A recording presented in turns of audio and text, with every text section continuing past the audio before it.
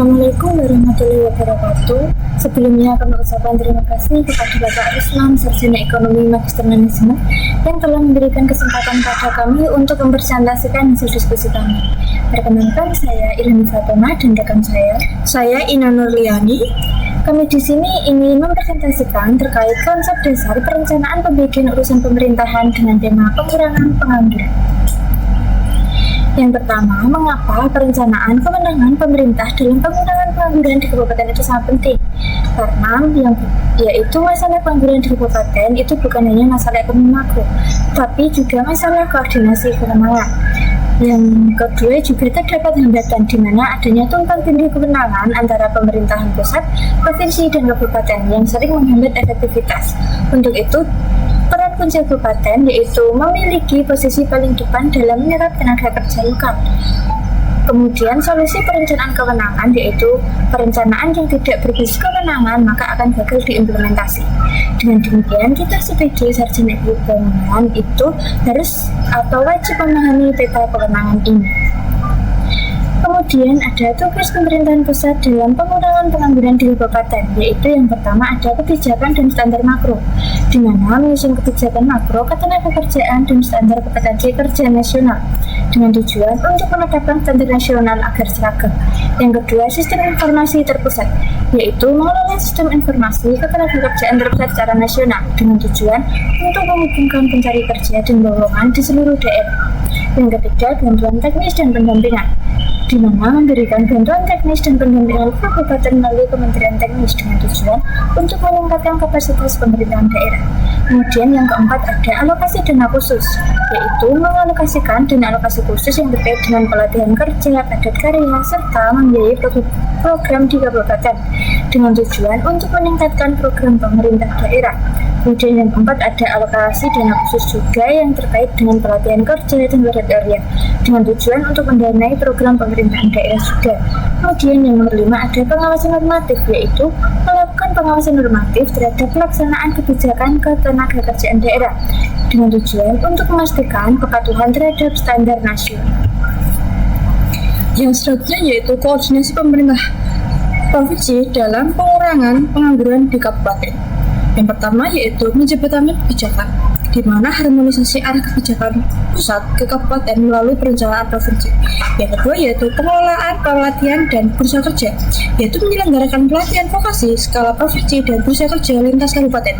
Yang ketiga yaitu verifikasi dan evaluasi usulan program ketenagakerjaan, yaitu menilai kelayakan usulan program dari kabupaten sebelum direalisasi. Yang keempat yaitu alokasi dana kepada kabupaten, yaitu menyalurkan dana alokasi umum atau DAU dan bagi hasil untuk kabupaten.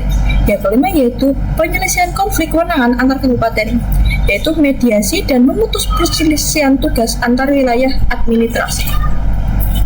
Yang selanjutnya yaitu peran pemerintah kabupaten dalam pengurangan pengangguran. Yang pertama yaitu perencanaan ketenagakerjaan berbasis potensi lokal atau RPJMD kabupaten, yaitu analisis data BPS dan potensi daerah dalam strategi dalam RPJMD. Yang kedua yaitu menyelenggarakan pelatihan kerja berbasis kebutuhan industri setempat, yaitu peningkatan keterampilan vokasi dan kemitraan dengan industri. Yang ketiga yaitu mengoperasikan bursa kerja lokal dan job fair tingkat kecamatan, yaitu akses peluang dalam menghubungkan pencari dan pemberi pekerja. Yang keempat yaitu memberikan izin usaha dan kemudahan investasi padat karya, yaitu meningkatkan penyerapan tenaga kerja dan penyederhanaan perizinan. Yang kelima yaitu melaksanakan program padat karya tunai desa dan pemberdayaan UMKM, yaitu pembangunan infrastruktur desa dan stimulus ekonomi kerakyatan.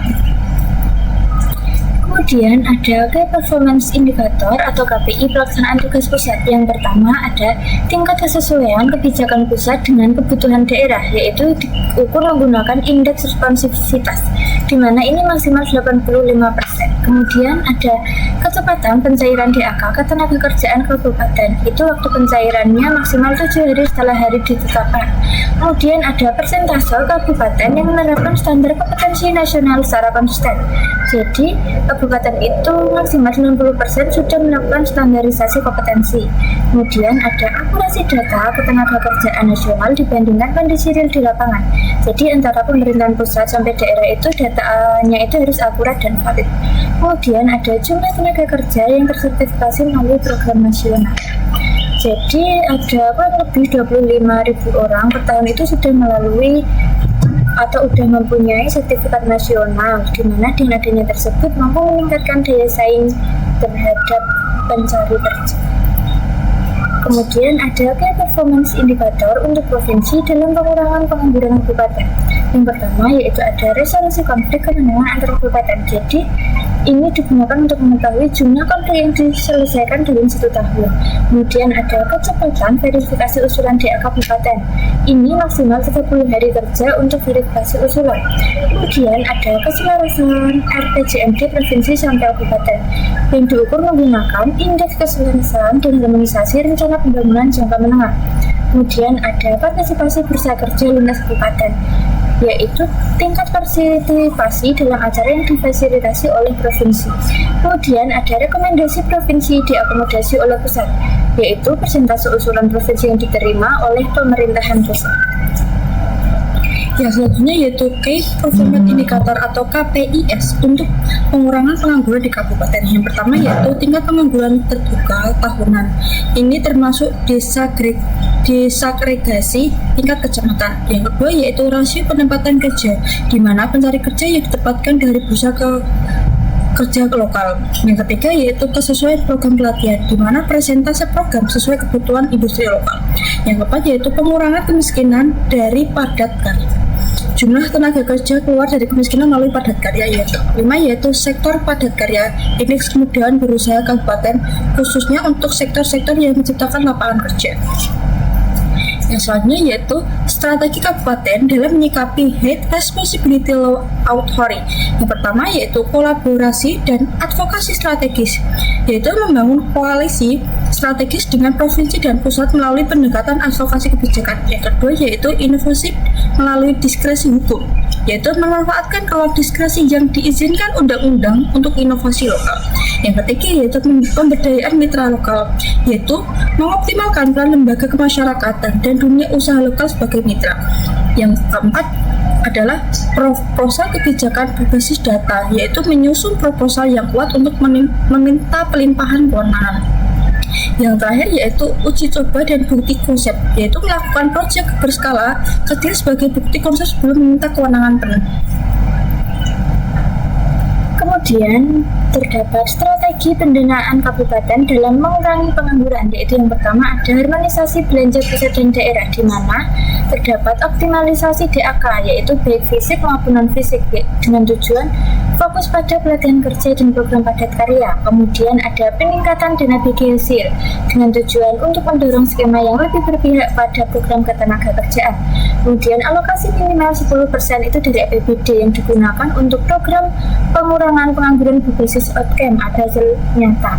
Kemudian ada skema KPBU untuk BLK, ini digunakan untuk pengembangan balai pelatihan kerja yang modern dan efektif. Kemudian ada integrasi dana desa, ini digunakan untuk memanfaatkan padat karya tunai desa yang selaras dengan rencana kabupaten. Kemudian ada koordinasi vertikal antara pusat, gubernur hingga kepala daerah di kabupaten. Yang pertama yaitu ada rapat koordinasi teknis berkala antara kementerian, provinsi, dan kabupaten dengan tujuan untuk menyelaraskan program, kebijakan, dan rencana kerja agar berjalan dengan selaras dan efektif. Kemudian yang kedua ada penyamaan data ketenagakerjaan melalui sistem informasi terintegrasi satu data, yaitu digunakan untuk memastikan data itu akurat, mutakhir, dan dapat digunakan bersama untuk perencanaan pengambilan keputusan. Kemudian yang ketiga ada mekanisme pelimpahan kewenangan dari provinsi kabupaten secara berkala. Ini disesuaikan dengan kapasitas kelembagaan dan kesiapan sumber dari daerah. Kemudian yang keempat ada supervisi dan pendampingan dari gubernur sebagai wakil pemerintahan pusat di daerah. Ini bertujuan untuk memastikan implementasi kebijakan berjalan sesuai dengan arahan dan standar nasional. Kemudian yang kelima ada evaluasi bersama setiap bulan untuk menyesuaikan strategi di lapangan. Ini digunakan dengan tujuan untuk menilai capaian program dan kendala, menyepakati langkah perbaikan bersama, dan juga memastikan strategi tepat sasaran dan berdampak. Yang selanjutnya yaitu koordinasi horizontal perangkat daerah, kabupaten, dan dunia usaha. Yang pertama yaitu Dinas Tenaga Kerja berkoordinasi dengan Dinas Perindustrian dan Perdagangan, yaitu melakukan pemetaan kebutuhan industri dilakukan secara terintegrasi dan berkelanjutan. Yang kedua yaitu Dinas Pendidikan dan Dinas Tenaga Kerja, yaitu menyelaraskan kurikulum pelatihan dengan kebutuhan pasar. Yang ketiga yaitu Dinas Koperasi dan UMKM bersinergi dengan Dinas Tenaga Kerja, yaitu program wirausaha baru dirancang dan dijalankan bersama untuk dampak yang lebih luas. Yang keempat yaitu Forum Koordinasi Bulanan dengan Asosiasi Pengusaha dan Serikat Pekerja. Yang kelima yaitu pembentukan tim pencapaian penyerapan tenaga kerja lintas sektor di tingkat kabupaten, ya di mana kolaborasi lintas perangkat daerah fokus pada program prioritas serta monitoring dan tindak lanjut secara berkala. Yang selanjutnya yaitu akuntabilitas kinerja kepala daerah, bukan sekedar serapan anggaran. Yang pertama yaitu indikator outcome, penurunan tingkat pengangguran terbuka dan peningkatan durasi kerja yang stabil. Yang kedua yaitu indikator proses, yaitu kecepatan respon terhadap lowongan kerja yang masuk ke pusat kerja. Yang ketiga yaitu indikator kepuasan masyarakat. Nah, ini merupakan survei terhadap pengangguran yang mendapat pelatihan. Yang keempat yaitu indikator berkelanjutan, di mana persentase program yang terus berjalan setelah masa jabatan. Yang kelima yaitu indikator inklusivitas, yaitu penurunan pengangguran perempuan dan penyandang disabilitas. Kemudian terdapat tantangan, yaitu yang pertama ada tumpang tindih kewenangan dan regulasi. Jadi banyak regulasi sektoral itu sering bertentangan antara pusat dan daerah. Misalnya pusat itu mewajibkan sertifikasi nasional, akan tetapi kabupaten itu tidak punya wewenang untuk menerbitkan sertifikat tersebut.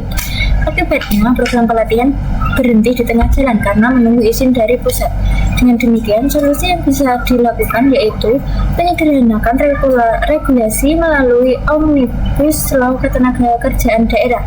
Kemudian untuk solusi operasionalnya seperti adanya perjanjian kerjasama tertulis antara kabupaten dan Kementerian Teknis.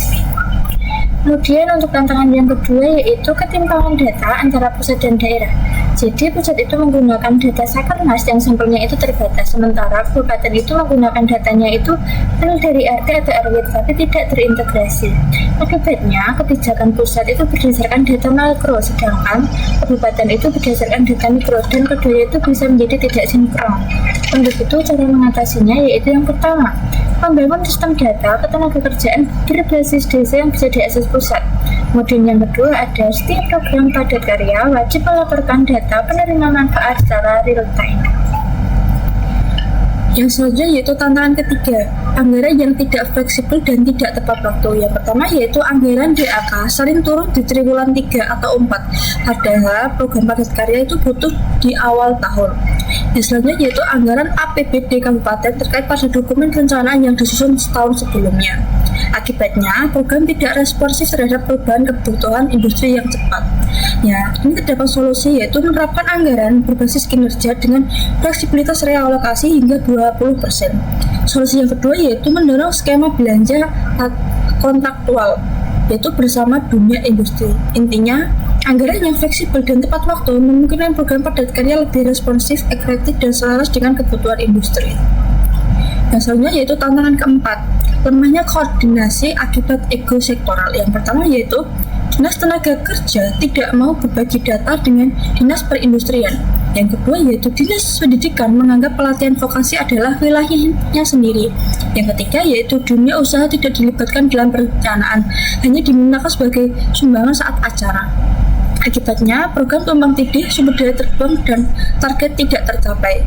Solusinya yaitu pertama, insentif, yaitu penghargaan tambahan anggaran atau prioritas program.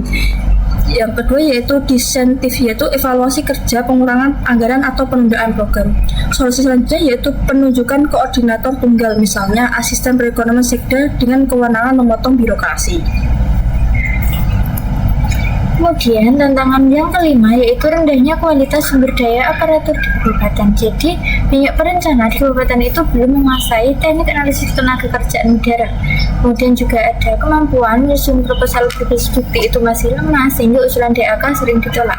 Akibatnya kabupaten itu belum bisa memanfaatkan peluang pendanaan dari pusat atau donor. Kemudian untuk solusi yang bisa dilakukan yaitu yang pertama ada pelatihan teknis perencanaan ketenagakerjaan bagi aparatur secara berkala.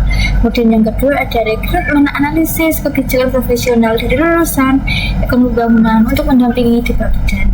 Jadi intinya untuk meningkatkan kapasitas dan kualitas sumber daya manusia, aparatur itu kunci agar kabupaten mampu merencanakan, mengusulkan, dan memanfaatkan pendanaan secara optimal.